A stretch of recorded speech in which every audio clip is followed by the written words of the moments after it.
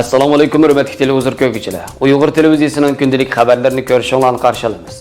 Amerika Uyg'ur qirg'inchiligiga chetishlik Xitoyning jamoat xavfsizlik organi va shirkatlarini qora tizimga kirgizdi. İstanbulda 4-navbatlik Etin sport tantarbiya va madaniyat festivali o'tkazildi. İsroilning shimolida 5000 yillik shahar tepildi. Sog'lomlik bilimlaridan tish asrashdagi 7 fuqaro. Tövəndəki xəbərlər xəbərlərimizdən təfsili məzmunlarda bolsun.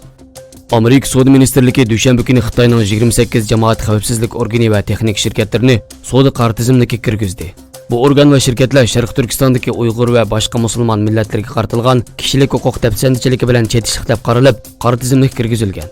Amerika Savdo Ministerligining hujjatida ko'rsatilishicha, atalmish Xinjiang Uyg'ur avtonom rayonlik jamoat xavfsizlik nazorati va qarmaqidagi 19 organ hamda Xeykang Weishi texnologiya shirkati, Dahua texnologiya shirkati, Keda Shunfi shirkati, Guangxi texnologiya shirkati, Meiya Beike uchur texnik shirkati, Yishin texnologiya shirkati va Yitu texnologiya shirkati qatorliq 8 shirkat bu qora tizimga kirgizilgan.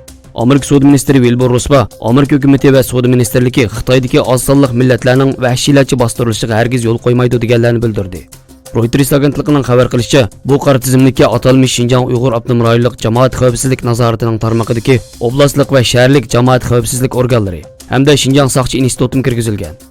Amerika amaldorining bildirishicha, bu qarorning bu haftadagi savdo kelishimi bilan munosabat yo'qligini, Amerika hukumatining tasdiqisiz bu tizimlikka kirgizilgan shirkat va organlarning Amerika shirkatlari bilan savdo qilishi cheklanganligini bildirgan. Amerika Savdo ministerligi ilgari Xitoyning Huawei shirkati va uning bilan bog'lanishi bo'lgan 100 dan ortiq shirkatlarni savdo qora tizimiga kirgizgan edi.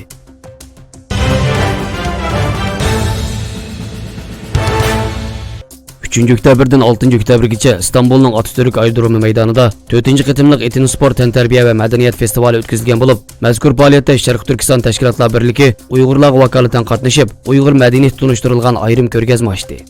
Faoliyatning ochilish murosimiga Turkiya Ma'rif ministri Ziya Selçuk, Dunyo Etin sport federatsiyasining raisi Bilal Erdo'g'an, Yoshlar va tantarbiya ministrligining muavin ministri Hamza Yerlikaya, Turkiya sirtidagi turklar va qarindosh turk xalqlar organining raisi Abdullah Aran, Asalla va Beyo'g'li shahar boshliqlari, Adolat va taraqqiyot partiyasining Istanbul sho'ba raisi Bayram Shan'oq, Turkiya televiziyasi bosh mudiri Ibrohim Aran, Turkiyaning futbol cho'lponlaridan Arda Turan, Amri Balizoğlu qatorliq muhim shaxslar qatnashdi. Ichilish murosimida so'z qilgan Dunyo Etin sport tantarbiya federatsiyasining raisi Bilal Erdo'g'an yoshlarga xitob qilib, biz oldi bilan o'zimizning kim ekanligini bilaylik. Bizga oid bo'lganga ega chiqaylik.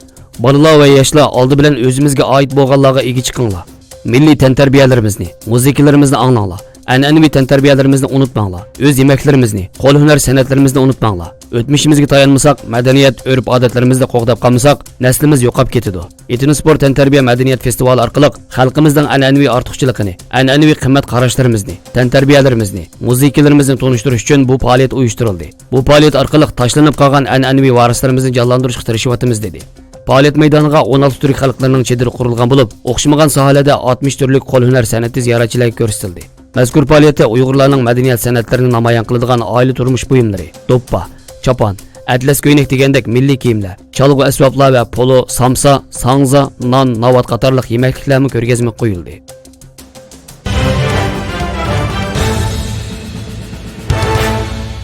İsroilning shimolida tarixiy 5000 yillik ekanligi taxmin qilingan bir antik shahar bayqaldi. İsroil Asar Atiqlar boshqarmasi tomonidan e'lon qilingan yozma bayonotda, Arish shahriga yaqin joydagi yo'l yasash xizmatlari jarayonida bayqagan bu antik shaharning 65 gektar zamin ustiga qurilganligi va taxminan 6000 kishi yashaganligi bildirildi.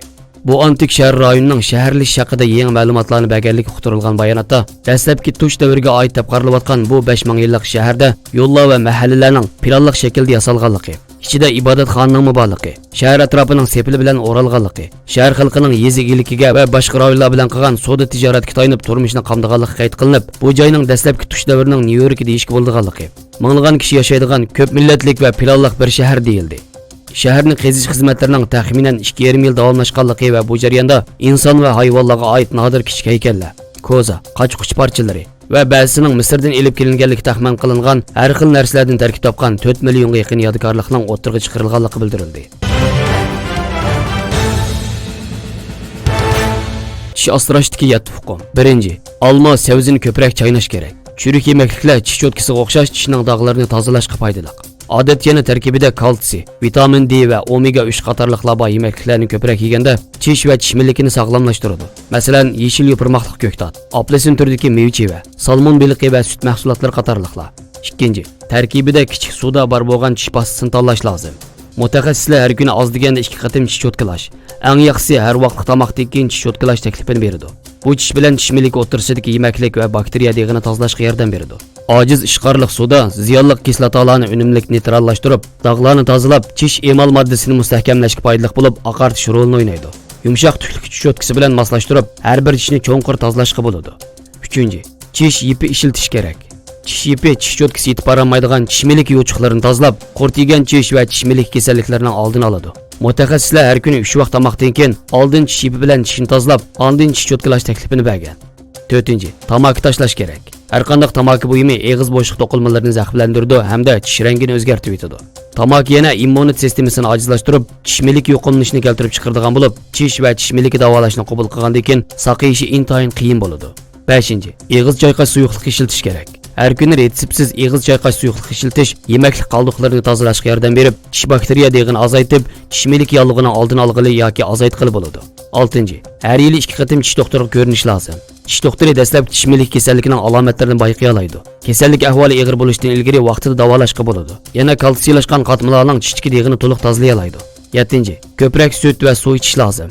Odam badanidagi 95% dan yuqori kalsiyning hammasi so'ngak va tishda bo'ladi. Süt ichganda kalsiy to'liqlab, tish va so'ngakni kuchlantirgili bo'ladi. Suvni ko'p ichganda yemaklik va bakteriyalarni eqitib ketib, ularning tomoqdan keyin tishga yepishib olib, kislota paydo qilib, tishni chirtishning oldini olg'ili bo'ladi. Agar tomoqdan keyin tish cho'tkalashga yoki tish yipi ishiltishga bo'lmasa, 1 stakan ilman qaynoq suv ichishmi eg'iz bo'shlig'ining sog'lomligini saqlashga foydali. Xabarlarimizni ko'rganingizga rahmat. Ko'rishguncha omon bo'linglar. Xayr xo'sh. Allohga omonat.